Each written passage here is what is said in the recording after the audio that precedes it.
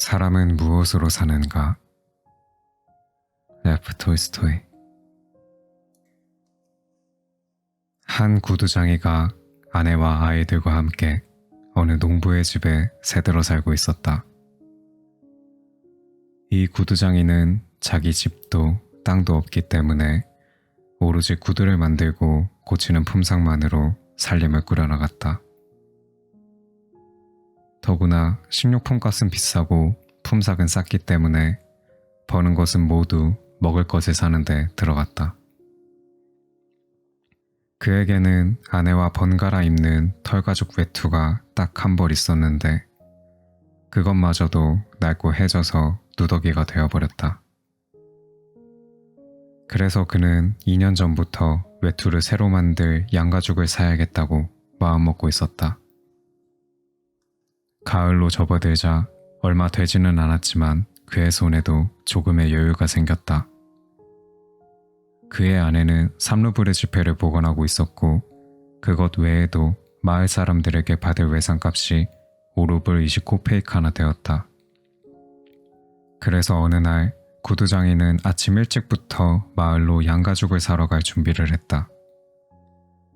그는 아침을 먹자마자 솜을 두른 아내의 재킷을 껴입고 그 위에 모직 외투를 걸친 다음 곧장 3루블의 지폐를 주머니에 넣고는 나뭇가지 하나를 꺾어 지팡이 삼아 집을 나섰다.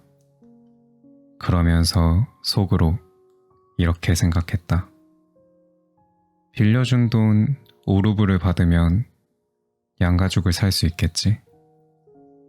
마을에 도착한 구두장이는 한 농부의 집에 찾아갔지만 주인이 외출 중이었다.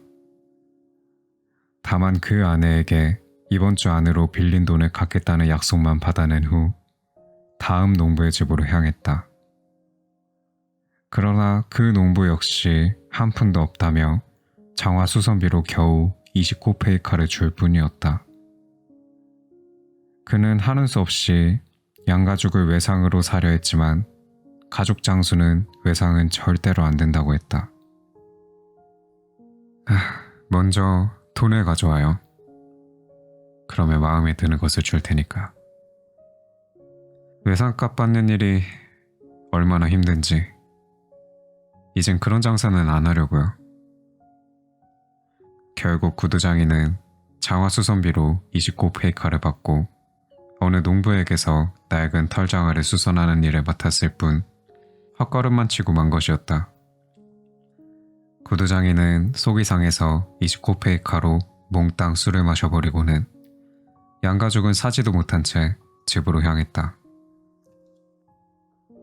그날 아침 집에서 나올 때는 꽤 추웠던 것 같았는데 술을 한 잔 마시고 나니 외투 없이도 그럭저럭 견딜만 했다. 그는 한쪽 손으로는 지팡이로 꽁꽁 얼어붙은 땅을 두드리고 다른 한 손으론 털장화를 휘두르며 혼잣말을 중얼거렸다. 모피 외투 같은 것 없어도 견딜만 하네. 딱 한 잔 했는데도 온몸이 따뜻한걸. 모피 외투 따윈 필요 없어. 이래봬도 난 사나이라고. 아무렇지도 않은걸. 모피 외투 같은 것 없어도 잘 살아갈 수 있어. 그런 건 나한테 필요 없다고. 하지만 마누라가 가만히 있지 않을 텐데. 내가 화가 나는 건 나는 너희들을 위해 죽도록 일했는데 나를 바보 취급한다는 거야. 두고 보라고.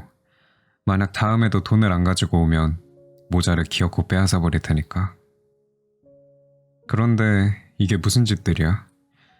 29페이카씩 나눠서 찔끔찔끔 주다니 도대체 이걸 가지고 뭘 하라는 거야? 고작 술 한잔 하고 나면 끝이잖아. 너희들은 형편이 곤란하다고 엄살을 부리는데 난 안 그런 줄 알아? 나는 더 힘들다고. 너희들은 집도 있고 가축도 있고 뭐든 다 있지만 나는 몸뚱이뿐인데 너희들은 농사를 지어 빵을 먹지만 나는 하나에서 10까지 모든 것을 돈으로 사야 한다고. 적어도 일주일에 3루블은 빵값으로 치러야 된단 말이야. 지금 집에 돌아가면 빵이 떨어졌을 테니 또 1루블 반을 써야 돼. 내가 이런 형편인데 왜 돈 갚을 생각을 하지 않냐고. 이렇게 중얼거리면서 걷다 보니 구두장이는 어느새 길모퉁이에 있는 교회 근처까지 오게 됐다.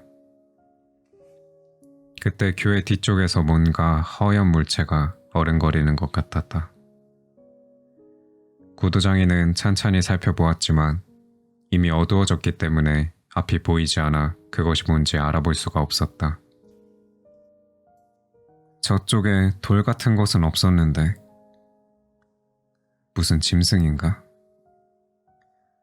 하지만 짐승 같지는 않은데 머리 모양을 봐서는 사람 같기도 한데 사람치고는 너무 하얗단 말이야. 그리고 사람이라면 저런 곳에 있을 리가 없지. 그는 좀 더 가까이 다가갔다. 그제야 그 물체가 또렷하게 보였다. 그런데 이상한 일은 그건 확실히 사람이었지만 도대체 죽었는지 살았는지 알 수가 없었다. 벌거벗은 상태로 교회 벽에 기댄 채 꼼짝도 않고 있는 것이었다. 구두장이는 덜컥 무서운 생각이 들었다. 다시 한번 옆으로 가볼까? 아니면 이대로 그냥 가버릴까? 아마도 나쁜 놈들이 저 사람을 죽이고는 옷을 벗긴 다음 여기다 버린 것이 틀림없어. 가까이 갔다가 무슨 억울한 일을 당할지도 모르는 일이야. 게다가 저놈이 어떤 놈인지도 모르는 데다 좋은 일로 저런 데 있을 리는 없고 만약 가까이 다가갔다가 목이라도 조른다면 꼼짝없이 당할 텐데. 설령 목을 조르지 않는다고 해도 귀찮은 일을 당할 게 뻔해. 그나저나 저 벌거숭이를 어떻게 하지? 그렇다고 내가 걸치고 있는 옷을 벗어줄 수도 없고. 그냥 아무 일 없는 것처럼 지나쳐야지. 그렇게 생각하면서 구두장이는 걸음을 재촉했다. 하지만 교회를 지나게 되자 슬슬 양심의 소리가 가슴을 울렸다. 그는 가던 길을 멈춰선 채 계속 혼잣말을 했다. 세몬, 도대체 너는 뭘 망설이는 거야? 사람이 죽어가고 있는데 너는 무섭다고 도망치려고 하는 거야? 네가 엄청 많은 돈이라도 가지고 있는 것도 아니잖아. 빼앗길 만한 물건이라도 갖고 있냐고. 세몬, 그건 옳지 않은 짓이야. 정신 차려.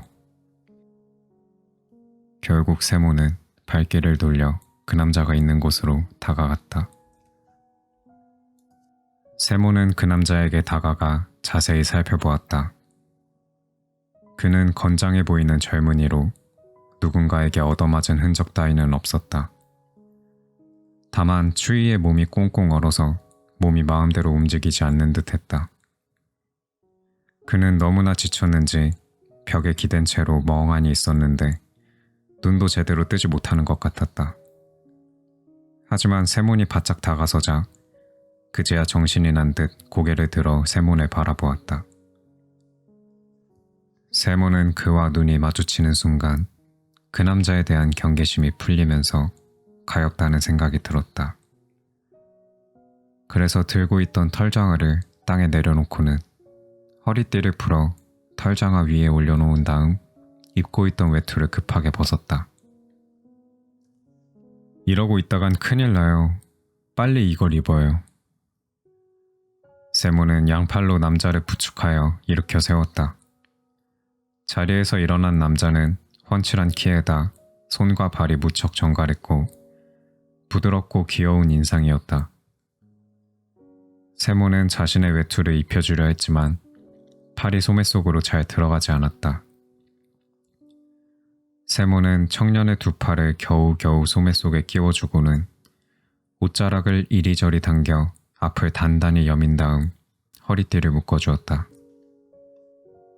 세몬은 자기가 쓰고 있던 낡은 모자도 벗어서 젊은이에게 씌워줄까 하고 벗어들었지만 갑자기 자신의 머리가 너무 차가워서 나는 이렇게 머리가 벗겨졌지만 이 젊은이는 머리숱이 많잖아 하고 생각하며 다시 모자를 썼다.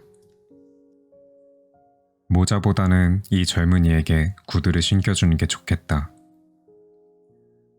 세모는 그 젊은이를 앉혀놓고 털장화를 신겨주었다. 이제 됐다. 젊은이, 몸을 움직이면 조금씩 나아질 거야. 일단 언 몸을 녹여야 하니 일어서게. 그런데 걸을 수는 있겠나? 젊은이는 감동받은 듯한 표정으로 세몬을 보고 있었지만 여전히 말은 하지 않았다. 왜 아무 말이 없나? 계속 이곳에 있을 텐가? 이제 집으로 돌아가야지. 힘이 없으면 나한테 기대도록 하게. 자. 그러자 젊은이는 걷기 시작했으며 생각보다 그리 뒤처지지는 않았다. 두 사람이 나란히 걷기 시작했을 때 세몬이 물었다. 자네는 도대체 어디서 왔나? 저는 이 마을 사람이 아닙니다. 이 마을 사람이 아니란 건 나도 알고 있네. 그러니까 왜 이곳에 왔느냐고. 더군다나 교회 모퉁이에. 그건 말씀드릴 수 없습니다. 그렇다면 나쁜 놈들한테 당한 게 분명하군. 아닙니다. 누구도 저에게 나쁜 짓을 하지 않았습니다. 저는 다만 하느님께 벌을 받고 있는 겁니다. 물론 모든 일은 신의 뜻이지. 그렇더라도 어디 가서 좀 쉬어야 할 것 아닌가? 도대체 어디로 갈 작정인가? 갈 곳이 없습니다. 저는 어디든 마찬가지입니다. 세모는 깜짝 놀랐다. 젊은이는 불량스러워 보이지도 않았고 말씨도 아주 공손한데 자기 자신에 관해서는 조금도 말하려 들지 않았다. 세상에는 말 못할 사정이 많지. 세모는 그렇게 생각하며 그 젊은이에게 말했다. 그럼 일단 우리 집으로 같이 가세나. 몸을 좀 녹이면 좀 나아질 걸세. 세몬이 집을 향해 발걸음을 옮기자 젊은이도 뒤처지지 않고 잘 따라왔다. 찬바람이 세몬의 외투 속으로 스며들자 점점 술이 깨면서 추위가 심하게 느껴졌다. 세몬은 코를 훌쩍거리며 아내에게 빌려 입은 자켓 자락을 여미면서 생각했다. 양가죽을 사러 나왔다가 입고 있던 옷마저 벗어주고 외투도 없이 가다니. 게다가 이런 벌거숭이 남자까지 데리고 가면 마트료나가 난리를 칠 텐데. 마트료나를 생각하니 세모는 갑자기 가슴이 답답해졌다.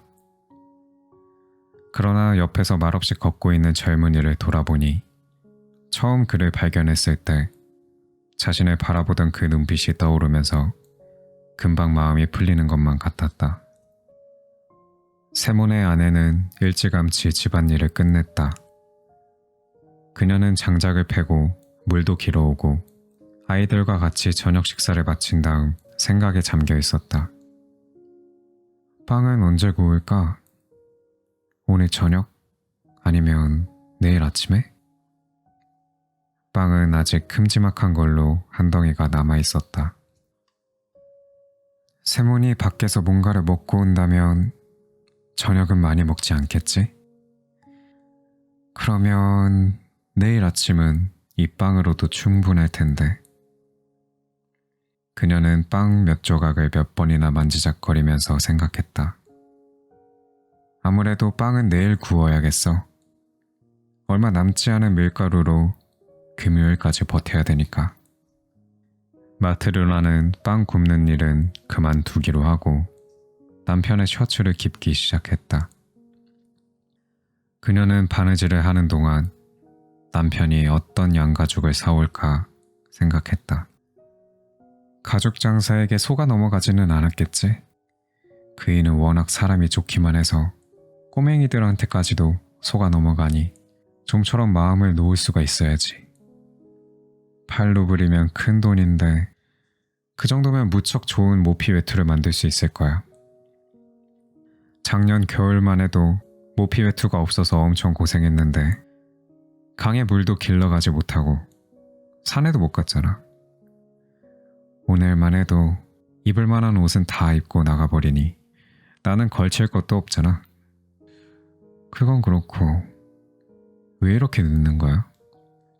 벌써 돌아올 시간이 지났는데 설마 그 돈으로 어디서 술 타령을 하고 있는 건 아니겠지? 마트료나가 이런 생각을 하고 있을 때 현관의 계단이 삐걱거리면서 누군가 들어오는 소리가 났다. 마트료나는 바늘을 옷감에 꽂아둔 채 문 쪽으로 나갔다. 그랬더니 산에 둘이 들어서고 있는 것이 아닌가. 더군다나 세문 옆에 있는 낯선 청년은 모자도 쓰지 않은 채 털장화만 신고 서 있었다. 마트료나는 곧바로 남편이 술을 마셨다는 것을 알아차렸다. 내가 이럴 줄 알았지.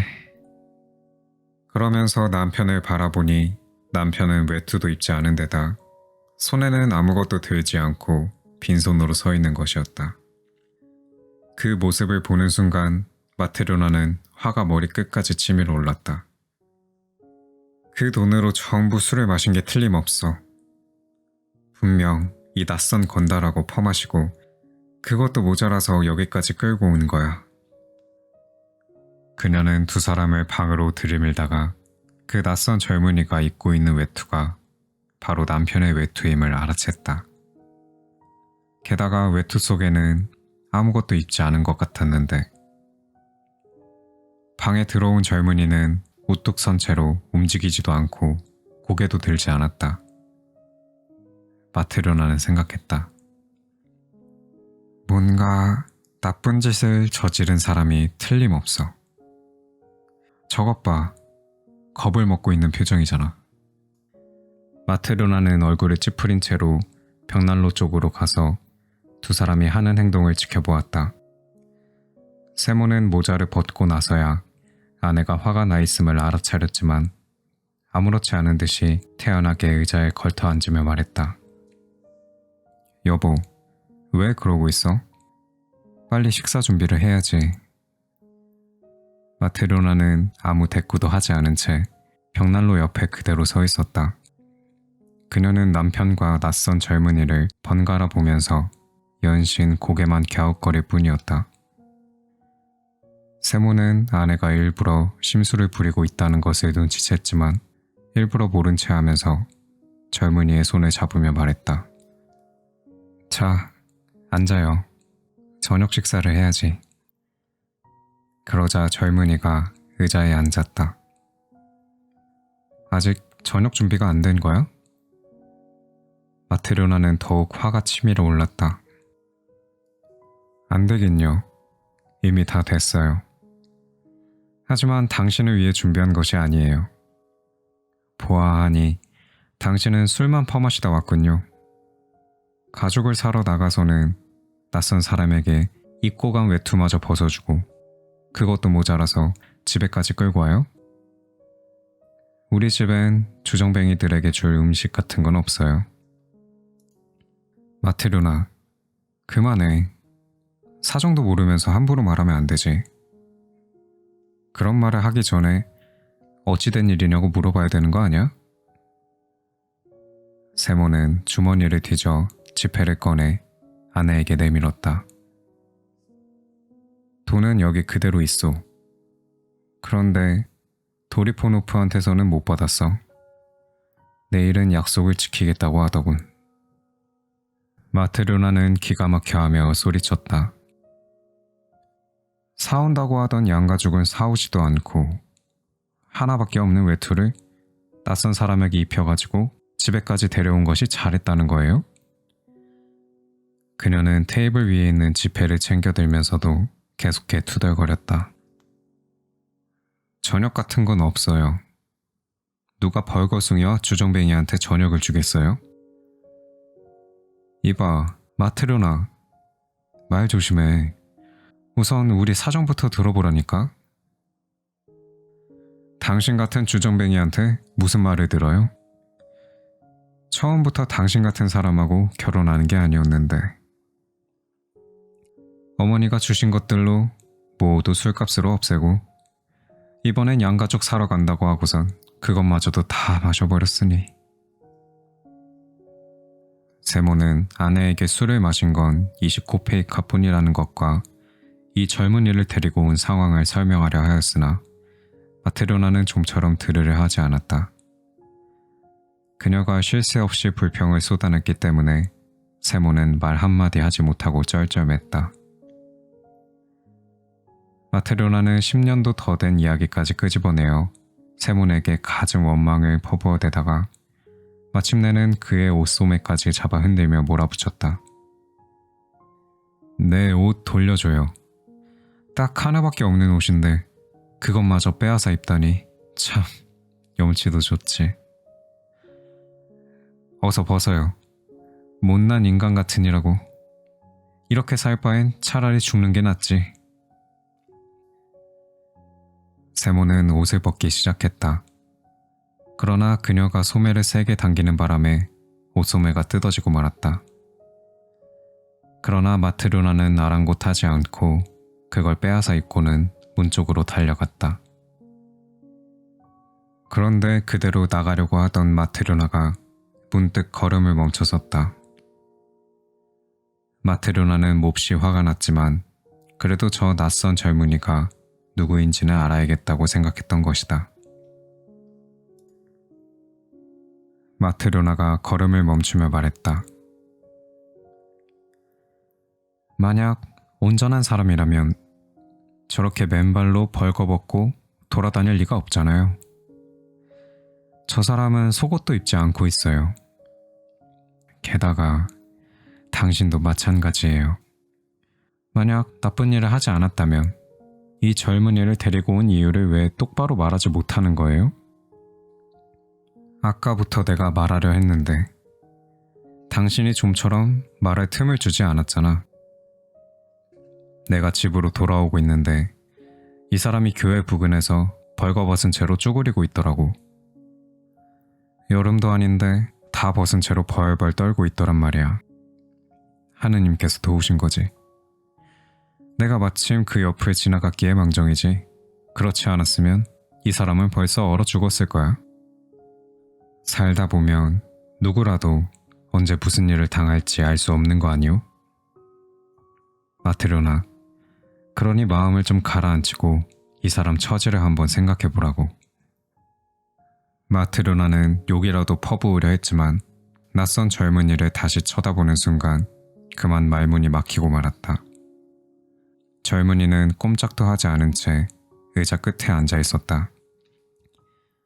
양손을 무릎 위에 올려놓고 고개를 가슴께까지 떨어뜨리고서 눈조차 뜨지 않았다. 더구나 마치 목을 졸리게라도 한 것처럼 얼굴을 잔뜩 일그러뜨리고 있는 것이었다. 마트료나가 말을 하지 못하고 잠자코 있자 세몬이 다시 말을 이었다. 마트료나, 당신 마음속에는 하느님이 없는 거야? 마트료나는 그 말을 듣고는 다시 한번 젊은이를 바라보았다. 그 순간 그녀의 분노가 이상할 만큼 조용히 사그라들었다. 마트료나는 몸을 돌려 난로가로 가서 저녁 준비를 하기 시작했다. 그녀는 테이블 위에 컵을 놓은 다음 크바스를 붓고 남아있던 빵을 잘라서 내놓으며 말했다. 자, 식사들 하세요. 세모는 젊은이를 식탁 앞으로 데려왔다.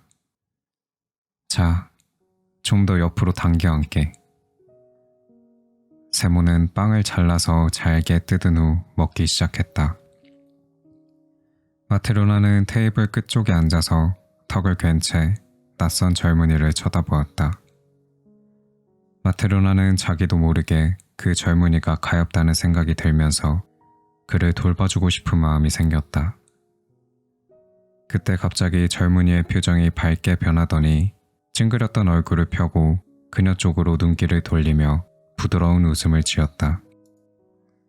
두 사람이 식사를 끝내자 마트로나가 그릇을 치우며 젊은이에게 묻기 시작했다. 당신은 어디에서 왔어요? 저는 이 마을 사람이 아닙니다. 그러면 왜 그 길에 있었어요? 그것은 말씀드릴 수가. 사실 하느님께 벌을 받았습니다. 그래서 벌거벗은 채로 쓰러져 있던 거예요?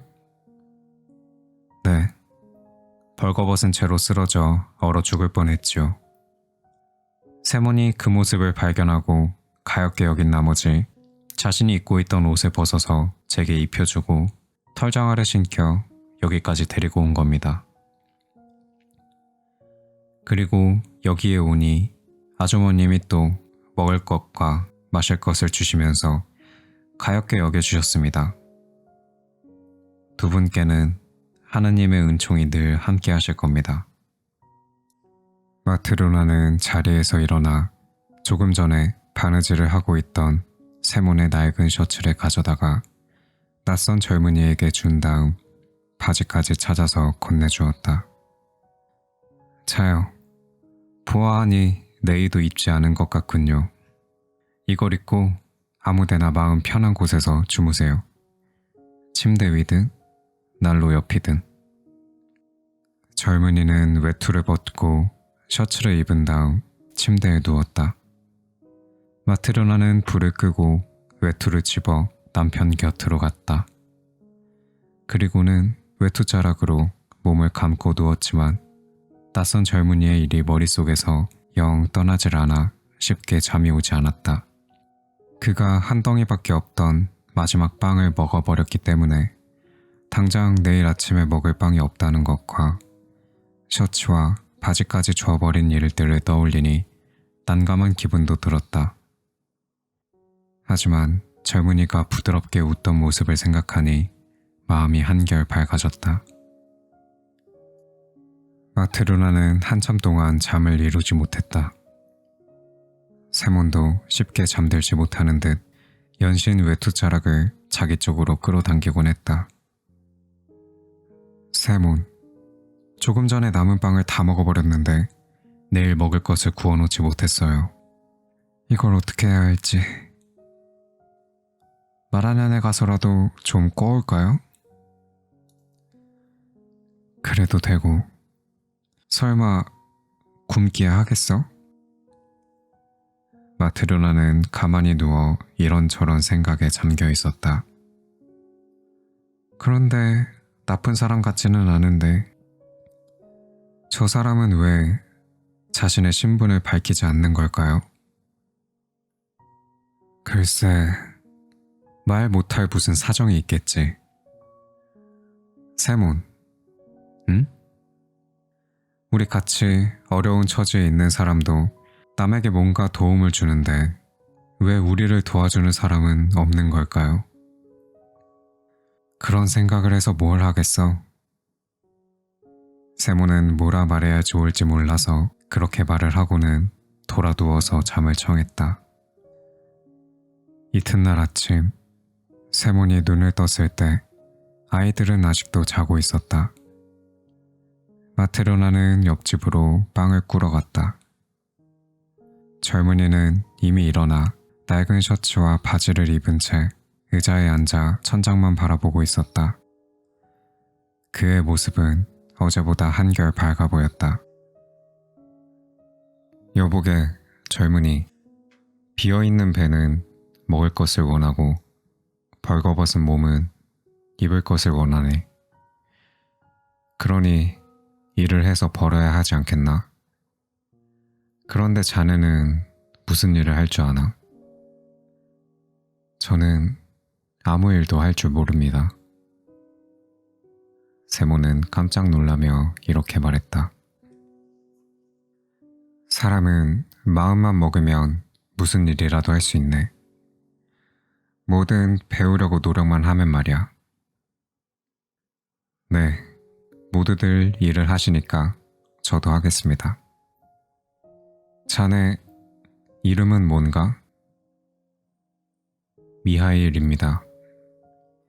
그럼 미하일, 자네는 자신에 대한 이야기는 하기 싫은 모양인데 그건 자네 사정이니 아무래도 좋네. 그러나 자기 먹을 것은 벌어야 하네. 내가 시키는 대로 일을 해준다면 우리 집에 머물러도 좋네. 어떤가? 고맙습니다. 열심히 배울 테니 무슨 일이든 가르쳐 주십시오. 세모는 실을 손가락에 감더니 꼬기 시작했다. 어렵지 않으니 잘 봐두게. 미하일은 그것을 유심히 들여다보니 금방 따라서 했다. 이번에는 그에게 실을 찌는 법을 가르쳤는데 그건 역시 금방 익혔다. 그 다음은 실 속에 단단한 것을 끼워 넣는 법과 가죽 깁는 법을 가르쳤다. 미하일은 그것도 어렵지 않게 금방 배웠다. 세몬이 어떤 일을 가르쳐도 미하일은 금방 배웠고 사흘 되던 날부터는 줄곧 구두 일을 해온 사람처럼 훌륭하게 일을 해냈다. 그는 몸을 사리지 않고 일했으며 그다지 많이 먹지도 않았다. 한가할 때는 잠자코 천장만 쳐다볼 뿐 농담을 하거나 웃지도 않았고 밖에 나가는 일도 없었다. 그러니까 그가 지금까지 웃었던 일은 첫 대면 때 마트료나가 그를 위해 저녁 식사를 준비하던 그 순간뿐이었다. 날이 가고 달이 지나 어느새 1년이란 세월이 흘렀다. 미하일은 여전히 세몬의 집에 살면서 열심히 일을 했는데 미하일의 솜씨가 좋다는 소문이 자자해졌다. 미하일만큼 튼튼하고 모양 좋은 구두를 만드는 사람은 없다는 얘기가 이웃 마을까지 퍼졌다. 여기저기서 주문이 밀려왔고 그 덕분에 세몬의 수입도 점점 늘어갔다. 어느 겨울날이었다.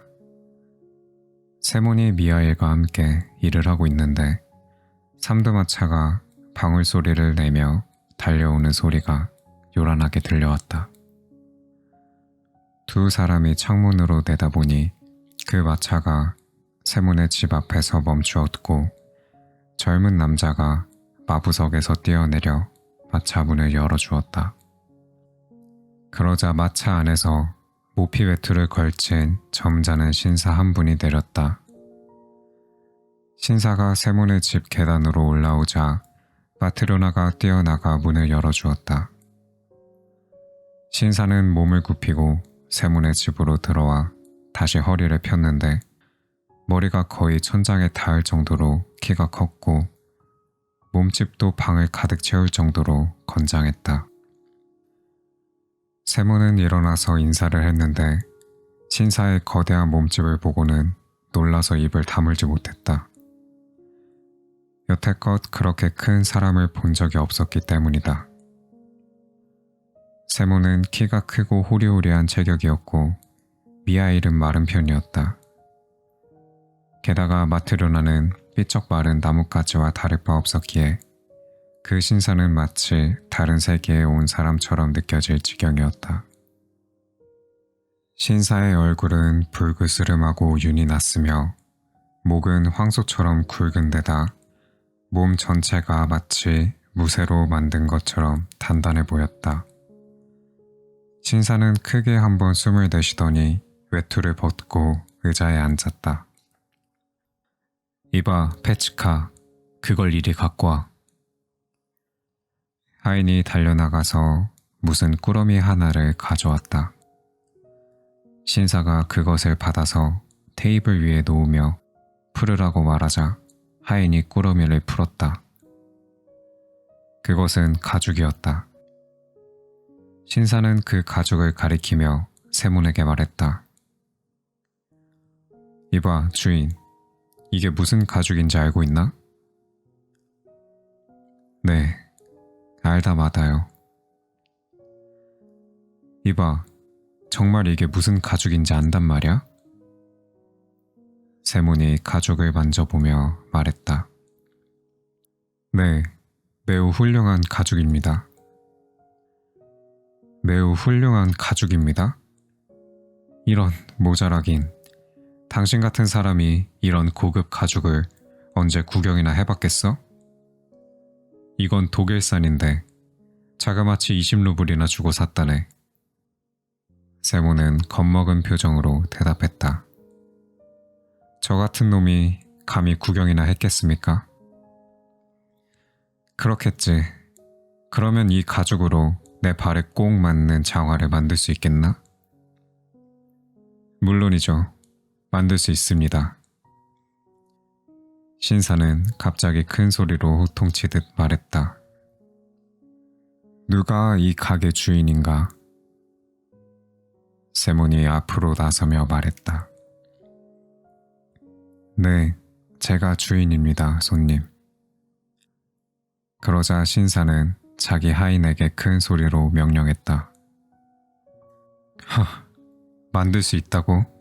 당신 말야, 이것으로 누구의 장화를 만드는 건지, 어떤 가죽으로 만드는지를 명심해 두어야 해. 나는 1년 정도 신어도 모양이 변하지 않고 이음새도 터지지 않는 장화를 원해.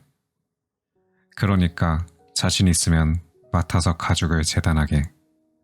하지만 자신 없으면 일찌감치 포기하고 가죽에는 손도 대지 마. 미리 말해두지만 장화가 1년도 되지 않아서 이음새가 터지거나 모양이 변하면 당신의 감옥에 쳐넣을지도 몰라. 대신 1년이 지나도 터지지 않고 모양도 변치 않는다면 당신에게 수공비로 10루블을 지불하지. 세모는 덜컥 겁이 나서 뭐라 말하지도 못하고 슬쩍 미아이를 쳐다봤다. 그러고는 팔꿈치로 그를 찌르며 작은 목소리로 물었다. 이봐, 미아일, 어떡하지? 미아일은 이를 맡으라는 신호로 고개를 끄덕였다. 세모는 미아일의 뜻에 따라 1년을 신어도 모양이 변하지 않고 이음새도 터지지 않는 장화를 만들겠다고 주문을 받았다. 신사는 하인을 불러 왼쪽 발에 신발을 벗기라고 하더니 다리를 쑥 내밀었다. 자, 치수를 재게. 세모는 50cm 정도 길이의 종이를 잘라붙여 자리를 펴고 신사의 양말이 더러워지지 않도록 앞치마에 손을 잘 닦은 다음 무릎을 꿇고 앉아 치수를 재기 시작했다.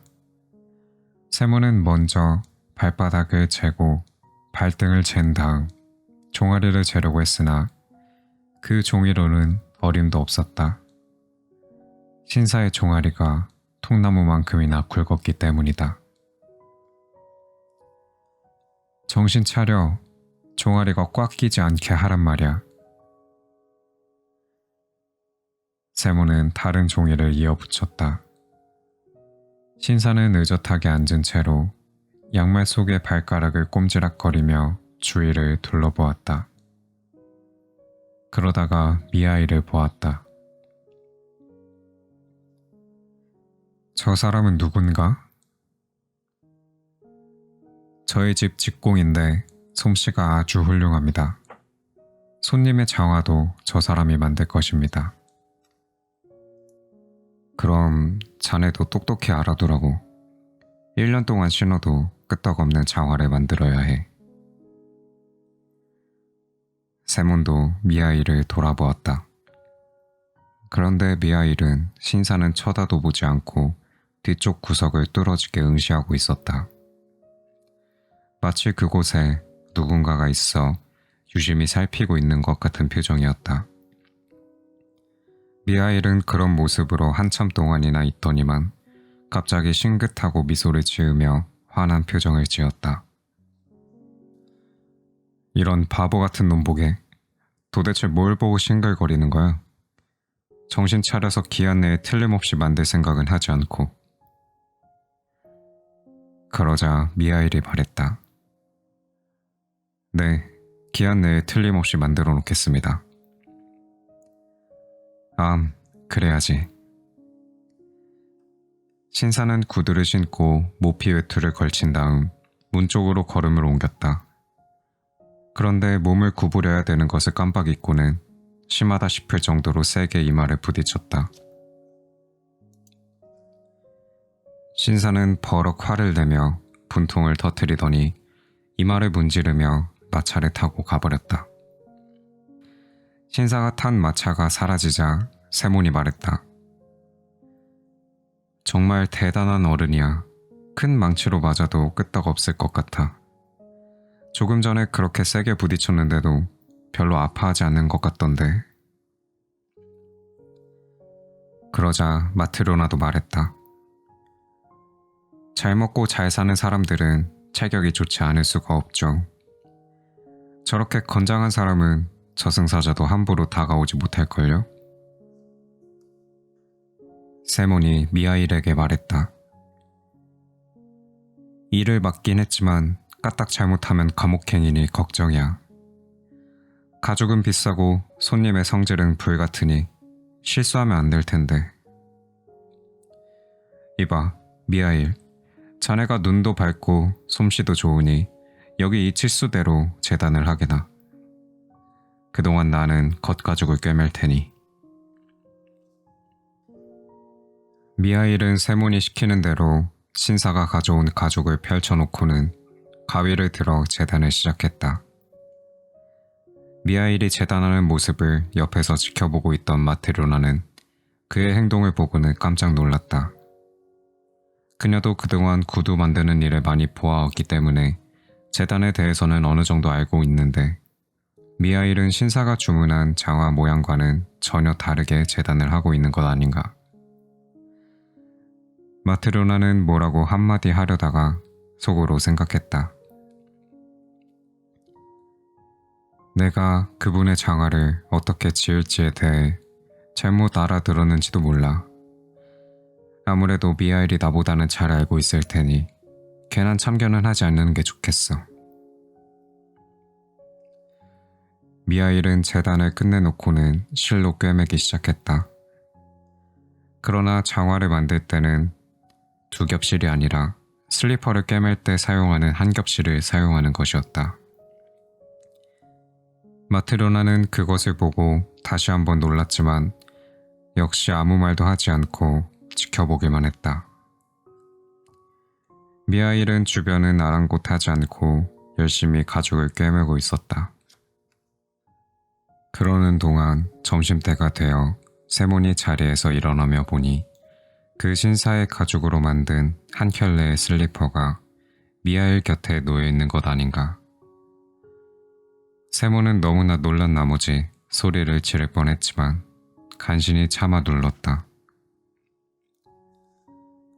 아니, 이게 뭐야? 미하일은 1년 동안 한 번도 실수를 한 적이 없었는데 하필이면 지금 이런 실수를 저지르다니. 손님은 굽이 있는 장화를 주문했는데 굽 없는 슬리퍼를 만들어서 가죽을 몽땅 버렸으니 이제 어떡하지? 손님에게 뭐라고 변명을 한단 말인가? 이런 가죽은 구할 수도 없는데.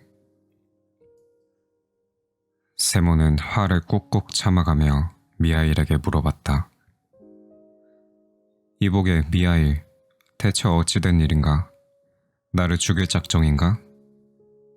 손님은 장화를 주문했는데 자네는 대체 무엇을 만든 건가? 세몬이 기가 막혀 미하일에게 한 소리를 하고 있을 때 계단에서 누군가가 문을 두드렸다. 두 사람이 창문으로 내다보니 말을 타고 온 사람이 말꽃비를 메고 있었다. 잠시 후 문을 열고 들어온 사람은 바로 조금 전에 신사와 함께 왔던 젊은 하인이었다. 안녕하세요. 어서 오세요. 그런데 무슨 일로? 실은 조금 전에 주문했던 장화 때문에 마님의 심부름을 왔습니다. 장화 때문이라니요? 이제 장화가 필요 없게 되었습니다. 나리가 갑자기 돌아가셨거든요. 아니, 뭐라고요? 집으로 돌아가시던 도중 마차 안에서 숨을 거두셨어요. 마차가 댁에 도착해서 내려드리려고 보니 나리가 쓰러져 있었어요. 간신히 마차에서 끌어내렸지만 이미 숨을 거둔 후였어요. 그래서 마님은 저를 되돌려 보내시면서 방금 나리께서 주문하신 장화는 필요 없게 되었으니 대신 죽은 사람에게 신기는 슬리퍼를 빨리 만들어 오라 라고 말씀하셨어요. 미하일이 세몬의 집으로 들어온 지 벌써 6년이 되었다. 그는 여전히 처음이나 다름없이 어디에도 나가지 않고 쓸데없는 말은 단 한마디도 하지 않았다. 그동안 그가 웃은 것은 딱 2번이었다. 한 번은 이 집에 처음 오던 날 마트로나가 그를 위해 저녁을 준비할 때 서로 얼굴을 마주치는 순간이었고, 그리고 만드는 동안 기다렸다가 슬리퍼를 가지고 오라고 하셨어요. 미하일은 재단하고 남은 가죽을 집어들어 챙겨놓고는 완성된 슬리퍼를 들어 툭툭 털더니 앞치마로 꼼꼼하게 닦은 다음 하인에게 내밀었다. 하인은 놀란 듯 슬리퍼를 받아들고 인사한 후 돌아갔다. 안녕히 계십시오. 이렇게 빨리 만들어 주시다니 정말 고맙습니다. 또 한 번은 장화를 주문하러 왔던 신사를 보았을 때였다. 세모는 미하일이 너무나 기특하고 대견해서 견딜 수가 없었다. 그는 미하일에게 더 이상 어디서 왔는지 묻지 않았고, 오히려 미하일이 어느 날 훌쩍 떠나버릴까봐 내심 걱정할 정도였다. 어느 날 온 식구가 집에 모여 있을 때 마트로나는 난로에 냄비를 올려놓고 있었고, 아이들은 의자를 넘어다니며 창밖을 내다보기도 했다. 세모는 창가에서 열심히 구두를 꿰매고 있었고, 미하일은 다른 창가에서 굽을 받고 있었다. 그때 아들이 의자를 넘어 미하일 곁으로 와서는 그의 어깨를 흔들면서 창밖을 가리키며 말했다. 미하일 아저씨, 저것 좀 봐요. 어떤 아줌마가 여자애 둘을 데리고 우리 집 쪽으로 오고 있어요. 그런데 한 아이는 다리를 절어요. 아이들이 그렇게 말하자 미하일은 하던 일을 멈추며 창문 쪽으로 고개를 돌려 밖을 내다보았다. 세모는 깜짝 놀랐다. 여태까지 한 번도 밖을 내다보거나 한눈을 판 적이 없던 미하일은 지금은 창문에 얼굴을 바싹 갖다 붙인 채 뭔가를 정신없이 보고 있었기 때문이었다. 그래서 세몬도 밖을 내다보니 어떤 부인이 자기 집을 향해 오고 있었다. 그 부인은 모피 외투를 입고 털 목도리를 두른 2 여자아이의 손을 잡고 있었는데, 여자아이들은 누가 누구인지 구별이 안 될 정도로 닮아 있었다. 단지 한 아이는 왼쪽 다리를 절룩거렸다. 부인은 계단을 올라와 문을 열었다. 그리고는 2 여자아이와 함께 안으로 들어왔다. 안녕하세요. 어서 오세요. 어떻게 오셨나요? 부인은 테이블 앞에 앉았다. 2 여자아이는 사람들이 낯선지 그녀의 무릎에 앉아서 떨어지려고 하지 않았다. 이 아이들이 봄에 신을 구두를 맞추려고요. 아, 그러세요? 이렇게 작은 아이들의 구두는 아직 만들어 본 적이 없지만 자신 있습니다. 우리 미하일의 솜씨가 보통이 아니거든요. 세몬이 미하일을 돌아보니 그는 하던 일을 멈추고 여자아이들을 물끄러미 바라보고 있었다. 세몬은 미하일의 그런 태도에 깜짝 놀랐다. 사실 2 여자아이들은 너무나 예쁘고 사랑스러웠다. 눈동자는 까맣고 두 볼은 통통하고 볼그스레했으며 입고 있는 모피 외투와 목도리도 고급스러워 보였다. 세모는 미하일이 무슨 까닭으로 그들에게서 눈을 떼지 못하는지 납득할 수 없었다. 마치 오래전부터 두 여자아이를 알고 있기라도 한 듯한 표정이었다. 세모는 이상하게 생각하면서도 부인과 흥정을 하기 시작했다. 값을 정한 다음 아이들의 발치수를 잴 차례가 되었다. 그러자 부인은 다리가 불편한 아이를 무릎에 앉히며 말했다. 미안하지만 이 아이의 발로 두 사람분의 치수를 재주세요. 불편한 발을 먼저 재서 한 짝을 만들고 다른 쪽 발에 맞춰서 세 짝을 만들어 주시면 됩니다. 둘 다 발치수가 똑같거든요. 쌍둥이라서요. 세모는 치수를 재고 나서 다리가 불편한 아이를 보며 말했다. 이렇게 예쁘고 귀여운데 어쩌다가 이렇게 되었어요? 태어날 때부터 그런가요? 아니에요. 엄마의 실수로 그만. 그때 마트료나가 끼어들었다. 그녀는 부인과 아이들에 대해 알고 싶었던 것이다. 그럼 부인은 이 아이들의 엄마가 아니신가요? 네, 남이긴 하지만 제가 맡아서 키우고 있어요. 그런데 정말로 예쁘게 잘 키우셨네요. 어떻게 그러지 않을 수가 있겠어요. 전 제 젖을 먹여서 이 두 아이를 키웠답니다. 제가 낳은 아이도 하나 있었지만 하느님께서 데리고 가셨지요. 그렇지만 그 아이는 그다지 가엾다는 생각이 들지 않았는데 이 아이들은 왜 이리도 애잔하고 가여운지. 그렇다면 이 아이들은 누구의 아이들인가요? 부인은 다음과 같은 이야기를 들려주었다. 벌써 6년 전의 일이네요. 이 아이들은 태어난 지 일주일 만에 부모를 다 잃고 말았어요.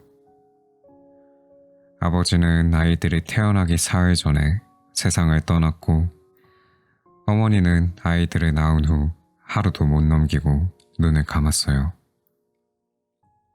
그때 저는 남편과 함께 농사를 지으며 살고 있었는데 이 아이들의 부모와는 이웃에서 서로 가족처럼 지냈지요. 아이들 아버지는 숲속에서 일을 하다가 커다란 나무에 깔렸어요. 겨우 집에 옮겼을 때는 이미 하느님 곁으로 갔더군요. 그러고 나서 며칠 후에 쌍둥이를 낳은 거예요. 그렇지만 아이들 엄마는 가난한 데다 돌봐주는 사람도 없이 혼자서 아이를 낳고는 외롭게 세상을 떠났어요. 다음날 아침에 제가 아이들 집에 들려보았더니만 가엾게도 그 사람은 벌써 숨을 거두고 말았더군요. 그런데 숨을 거두는 순간 고통에 몸부림치다가 한 아이 위로 쓰러졌는데 그때 보시는 것처럼 이 아이의 한쪽 다리가 눌리고 말았어요. 마을 사람들이 모여서 시체를 수습하며 장례를 치러주었어요. 다들 착하고 성실한 사람들이었죠. 그런데 남은 갓난 아이들이 문제였어요. 그때 그곳에 모인 여자들 중에 젖을 먹일 사람은 저뿐이었어요. 저는 그때 태어난 지 8주가 된 사내 아이가 있었거든요. 마을 사람들은 여러 가지 생각을 한 끝에 저에게 부탁을 하더군요. 마리아, 당분간만 이 아이들을 맡아줄 수 없어? 그 다음에는 우리가 어떻게든 대책을 세우도록 할게. 그래서 당분간만 보살필 생각으로 두 아이를 데리고 왔지요. 그러나 처음에는 다리가 온전한 아이에게만 젖을 물리고 다리가 불편한 아이에게는 젖을 물릴 생각도 하지 않았어요. 이 아이는 도저히 살 가망이 없다는 생각이 들었거든요. 그런데 어느 날 갑자기 이 천사 같은 영혼을 이대로 방치해선 안 된다는 생각이 들면서 이 아이가 불쌍하게 여겨졌어요. 그래서 이 아이에게도 젖을 주기 시작했죠. 그러니까 내 아이와 쌍둥이 모두 세 아이에게 제 젖을 먹여 키웠지요. 다행히도 제가 젊고 건강한 데다 기운도 좋았기 때문에 가능했죠. 전 언제나 두 아이에게 한꺼번에 젖을 물리고 한 아이는 기다리게 했죠. 둘이 먼저 젖을 먹다가 한 아이가 젖을 놓으면 기다리던 아이에게 젖을 먹이곤 했죠. 그렇게 해서 이 두 아이는 하나님의 뜻으로 건강하게 잘 자랐는데 제 아이는 2살이 되던 해에 그만 하느님이 걷어가시고 말았어요. 그리고 그 후론 저에게 자식을 주시지 않으셨지요. 그 후 형편은 차츰 나아졌고 남편은 이곳에서 부유한 상인의 방앗간을 맡아서 하고 있어요. 수입도 늘고 사는 것도 편해졌지만 우리에게는 아이가 생기지 않는군요. 만일 이 두 아이들이 없었다면 제가 무슨 낙으로 살아가겠어요. 그러니 제가 이 아이들을 사랑하는 것은 너무나 당연하죠. 이 아이들은 저에게 삶을 밝혀주는 촛불과 같은 존재인걸요. 부인은 한 손으로 다리가 불편한 아이를 꼭 껴안으며 한 손으로는 흐르는 눈물을 닦았다. 마트로나도 한숨을 내쉬며 말했다. 부모 없이는 살아갈 수 있지만 하느님 없이는 살아갈 수 없다는 말이 있는데 정말 그런 것 같네요. 세 사람이 이런저런 이야기를 계속하고 있는데 미하일이 앉아있는 구석에서 섬광이 비치면서 온 방이 갑자기 환해졌다. 모두가 놀라 그쪽을 돌아보니 미하일이 무릎 위에 손을 얹고 위를 바라보며 빙그레 웃고 있었다. 부인이 두 여자아이를 데리고 돌아가자 세모는 미하일의 곁으로 갔다. 미하일은 의자에서 일어나 하고 있던 일을 정리하여 탁자 위에 올려놓고는 앞치마를 풀었다. 그리고는 공손히 인사를 하면서 말했다. 어르신과 부인, 이젠 떠날 때가 되었습니다. 하느님께서 저를 용서해 주셨습니다. 두 분도 부디 절 용서해 주십시오.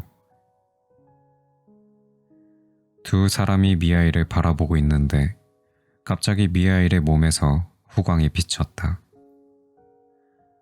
그러자 세몬이 일어나 미하일에게 머리를 숙이며 말했다. 미하일, 나도 자네가 평범한 사람이 아니라는 것과 자네를 붙잡아서는 안 된다는 것을 잘 알고 있네. 그리고 자네에겐 물어서는 안 될 말이 있다는 것도 잘 안다네.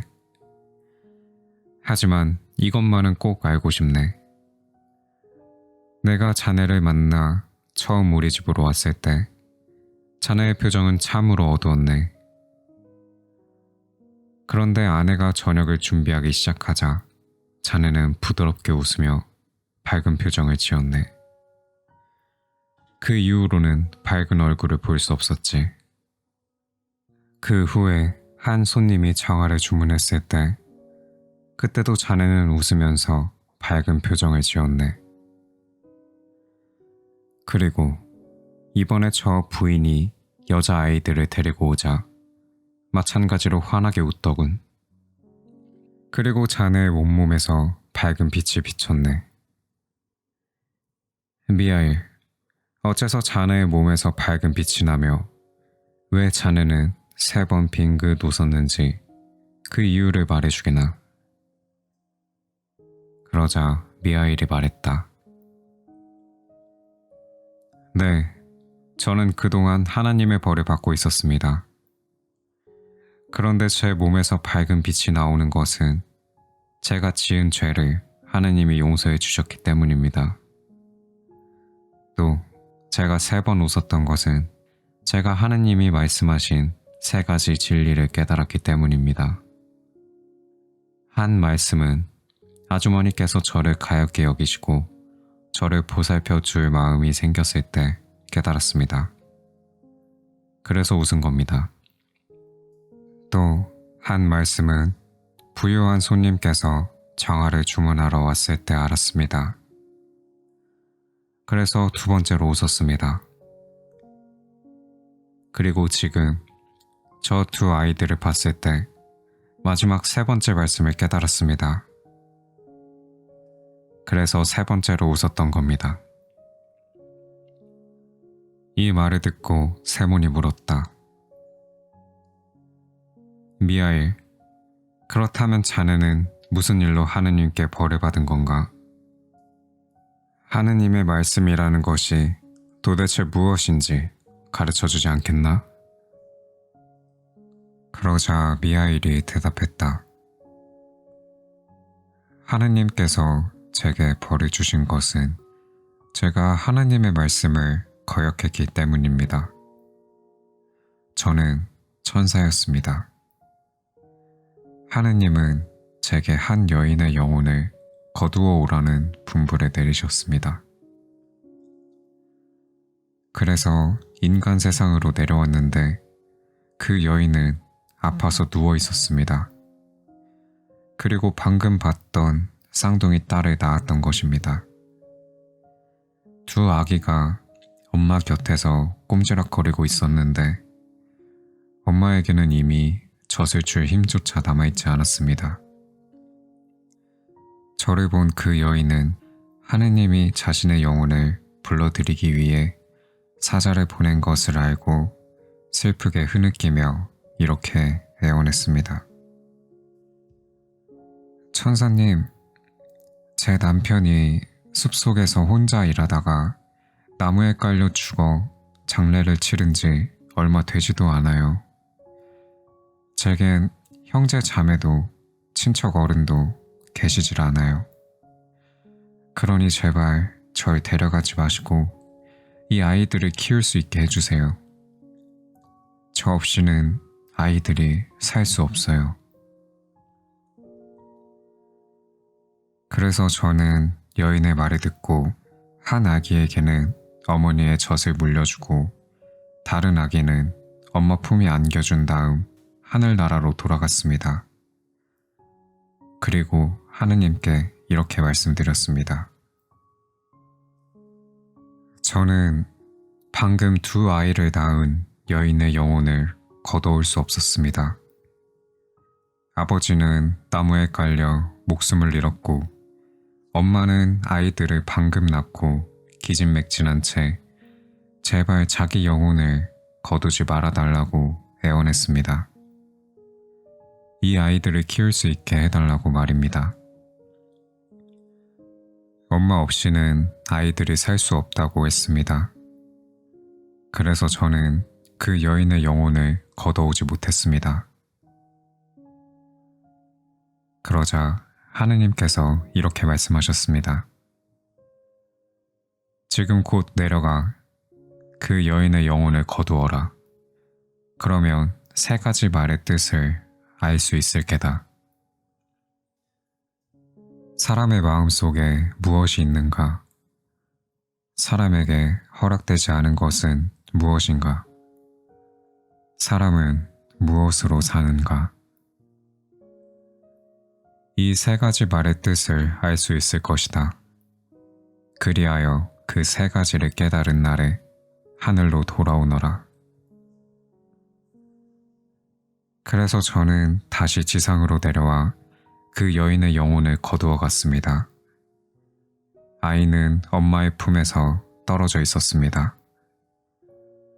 그런데 여인의 영혼이 떠나는 순간 시신이 침대 위로 쓰러지면서 한 아이를 덮쳐 한쪽 다리를 쓸 수 없게 만들었습니다. 저는 마을을 떠나 그 여인의 영혼을 하나님께 바치러 올라가려 했습니다. 그런데 갑자기 거센 바람이 휘몰아치면서 제 두 날개를 부러뜨리고 말았습니다. 그래서 여인의 영혼만 하늘로 올라가고 저는 지상에 떨어져 쓰러져 있었던 것입니다. 세몬과 마트료나는 자신들과 그동안 함께 살아온 사람이 누구인지를 알게 되자 두려움과 기쁨으로 눈물을 흘렸다. 천사는 다시 말을 이었다. 저는 벌거숭이가 된 채 홀로 버려졌습니다.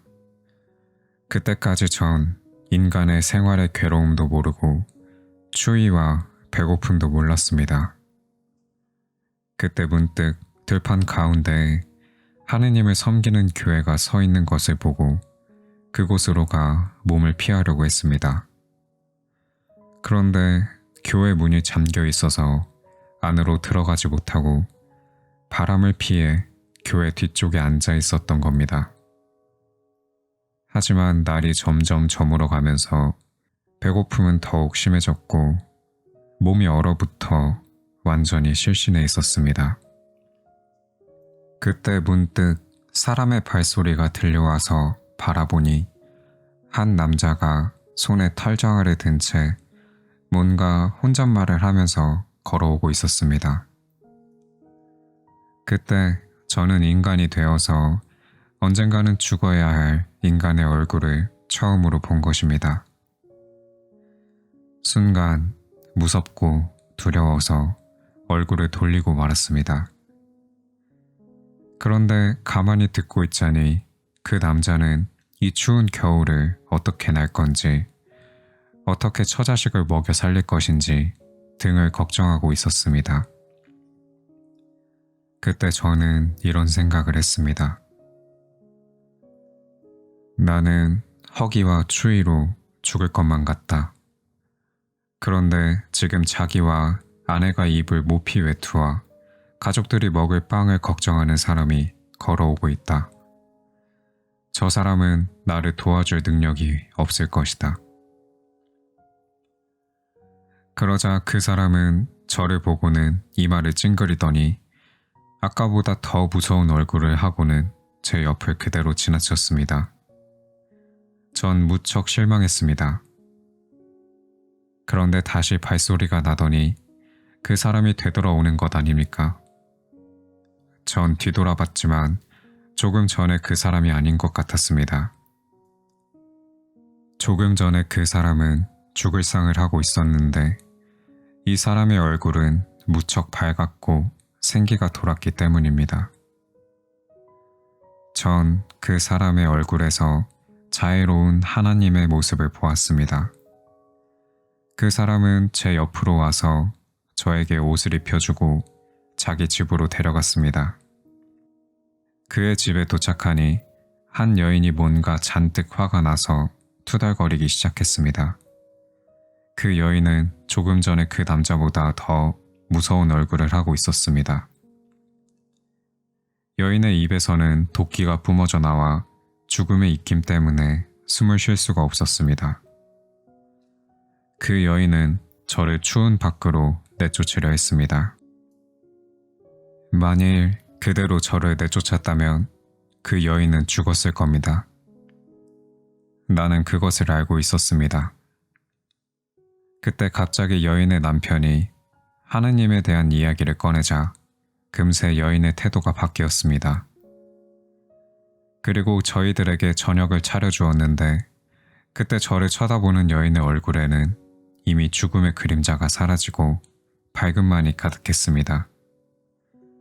저는 여인의 얼굴에서도 하느님의 모습을 보았습니다. 그때 저는 하느님이 사람의 마음 속에서 무엇이 있는지를 알게 될 것이다 라고 하신 말씀이 떠올랐습니다. 그리고 사람의 마음 속에 있는 것이 사랑이라는 것을 깨달았습니다. 저는 하느님께서 저에게 약속하신 일을 이렇게 보여주시는구나 하고 얼마나 기뻤는지 모릅니다. 그래서 처음으로 웃었던 것입니다. 그러나 아직 하느님의 말씀을 전부 알 수는 없었습니다. 사람에게 허락되지 않은 것은 무엇인가? 사람은 무엇으로 사는가? 이 두 말씀은 알 수가 없었습니다. 제가 이 집에 온 지 1년이 지났습니다.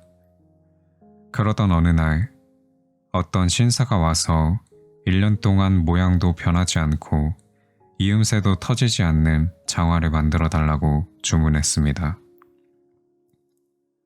저는 그 사람을 보고 있는 동안 그 사람의 뒤에 저의 동료였던 죽음의 천사가 있는 걸 발견했습니다.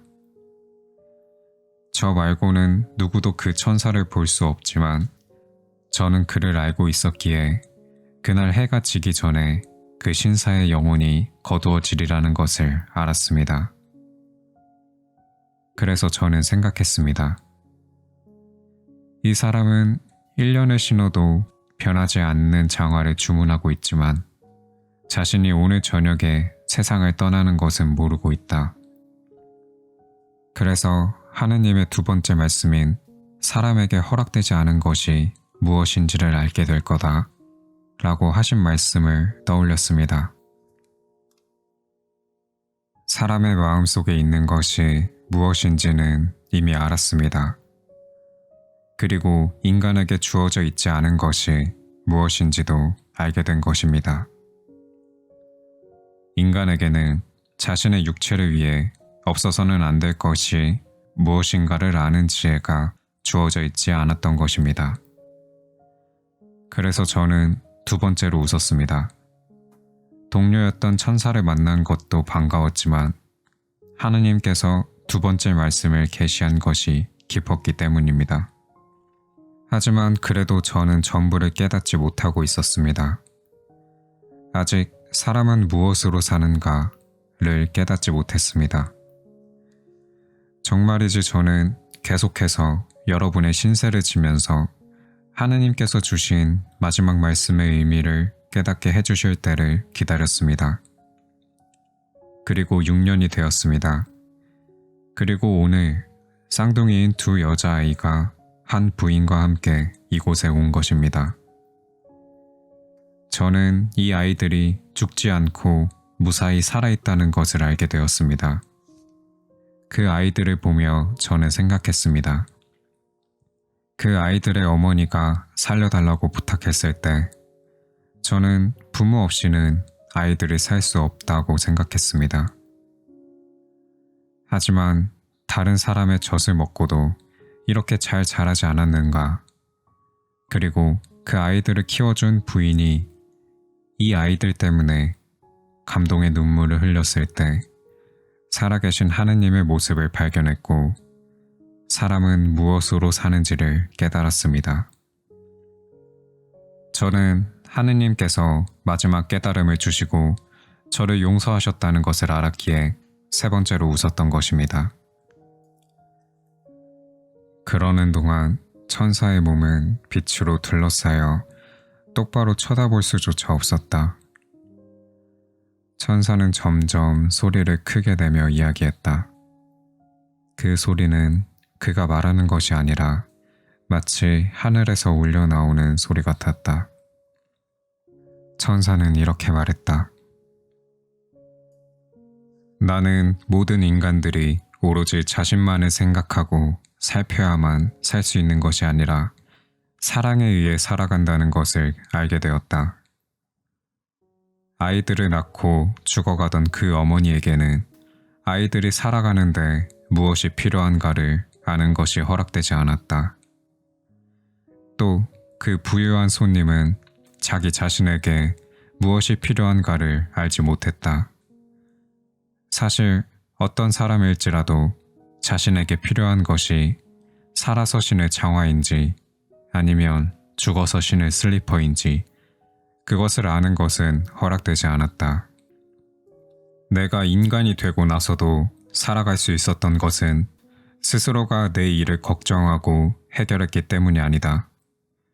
길을 가던 한 사람과 그의 아내의 마음에 사랑이 있었기에 나를 불쌍하게 생각하고 보살펴주는 마음이 있었기 때문이다.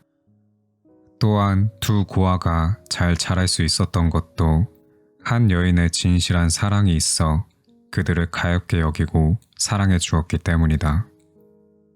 모든 인간들이 살아가고 있는 것은 그들이 자기 자신을 걱정하기 때문이 아니라 그들 마음속에 사랑이 있기 때문이다. 이전에도 나는 하느님이 인간에게 생명을 부여하고 그들이 잘 살기를 바라고 계신다는 것을 알고 있었지만 지금 또 다른 한 가지를 깨닫게 되었다. 하느님께서는 사람들이 뿔뿔이 흩어져 사는 것을 원하지 않기 때문에 개개인의 인간에게 무엇이 필요한가를 보여주지 않았다. 다만 인간들이 서로 모여 살아가기를 원하시고 자기 자신과 모든 인간을 위해 무엇이 필요한가를 가르쳐 주신 것이다. 나는 이제야 깨달았다. 사람이 오직 자기 자신의 일을 생각하는 마음만으로 살아갈 수 있다고 하는 것은 그저 인간들이 그렇게 생각하는 것일 뿐이다. 인간은 오직 사랑의 힘에 의해 살아가고 있다. 사랑의 마음으로 가득 차 있는 자는 하느님 안에서 살고 있는 것이고 하느님은 그 사람 속에 계시는 것이다. 왜냐하면 하느님은 사랑이시므로. 그렇게 말하고 나서 천사는 하느님을 찬양하는 노래를 부르기 시작했다. 그러자 그 소리가 집안 가득히 울려 퍼지는 것 같았다. 그리고 천장이 두 쪽으로 갈라지면서 땅에서 하늘까지 한 줄기 불기둥이 솟아올랐다. 세몬과 아내와 아이들은 일제히 바닥에 엎드렸다.